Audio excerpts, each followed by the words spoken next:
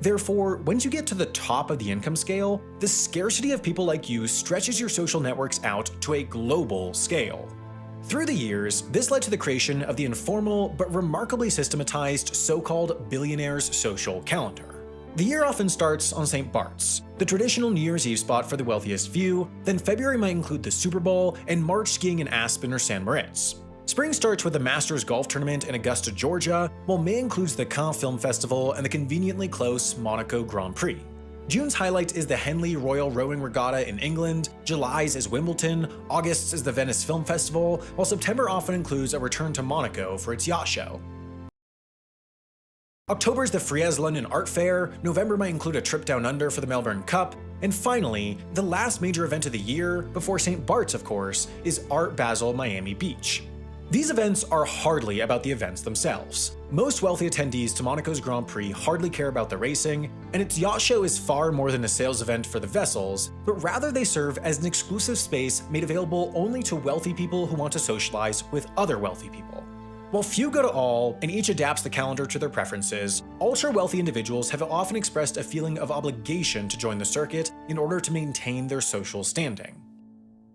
Such pressure may have motivated Jeff Bezos, for example, to start his 2022 as he did, on a yacht off St. Bart's with his partner, Lauren Sanchez. Thanks to publicly available aircraft transponder data, however, we're able to see what he did with the rest of his January. Bezos' pair of G650 jets are too large for St. Bart's' short runway, so they waited on neighboring St. Martin while the billionaire rang in the new year. Then, on the 1st, N271DV took off for the 7-hour flight to Los Angeles to drop Sanchez off, while the other N758PB flew the next day to take Bezos directly home to Seattle.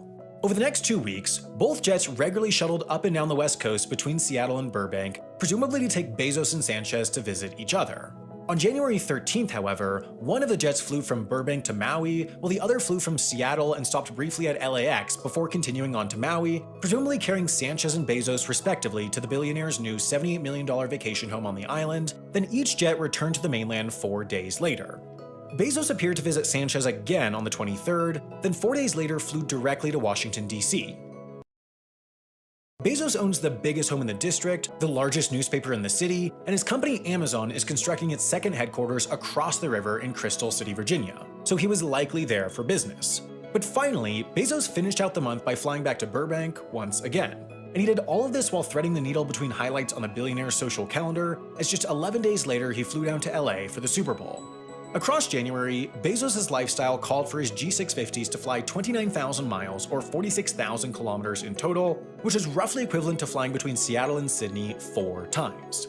To fuel this extent of travel, his jets used about 24,838 gallons or 94,022 liters of fuel, which could otherwise be used to propel the largest passenger aircraft in the world, an A380, across the Atlantic from DC to London with 500 passengers aboard. But Bezos' travel is indicative of the way that market analysts think ultra-luxury travel is heading. You see, two phenomena are crashing head-on to each other to throw the industry into turmoil. First, more people are getting wealthy than ever as money is becoming increasingly consolidated at the top, and second, merely wealthy people are traveling less frequently than in years past, but spending more than ever.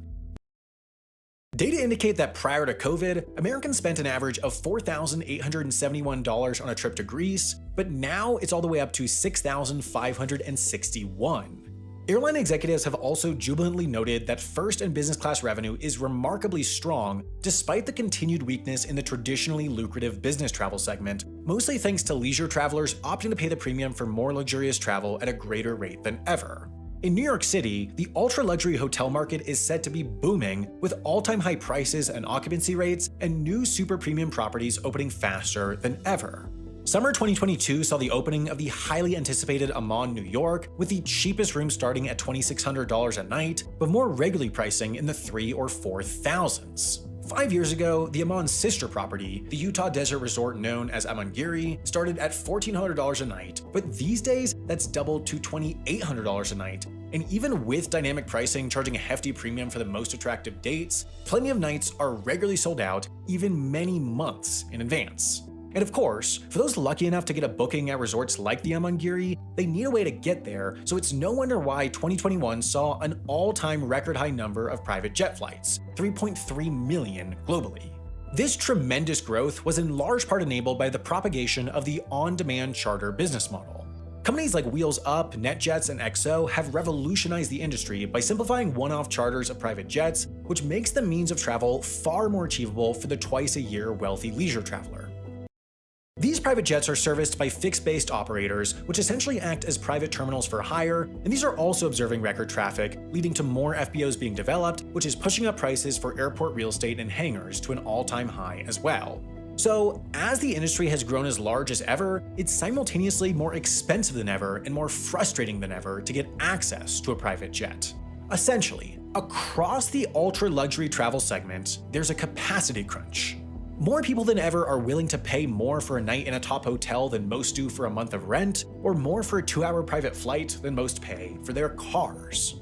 The pace of industry growth is outmatched by the growth in demand for the segment. The incredible consequence is that the super wealthy have pushed the ultra wealthy out from their traditional stomping grounds. There simply are not publicly available travel experiences expensive and exclusive enough for the wealthiest of the wealthiest anymore, so they're essentially turning to private everything.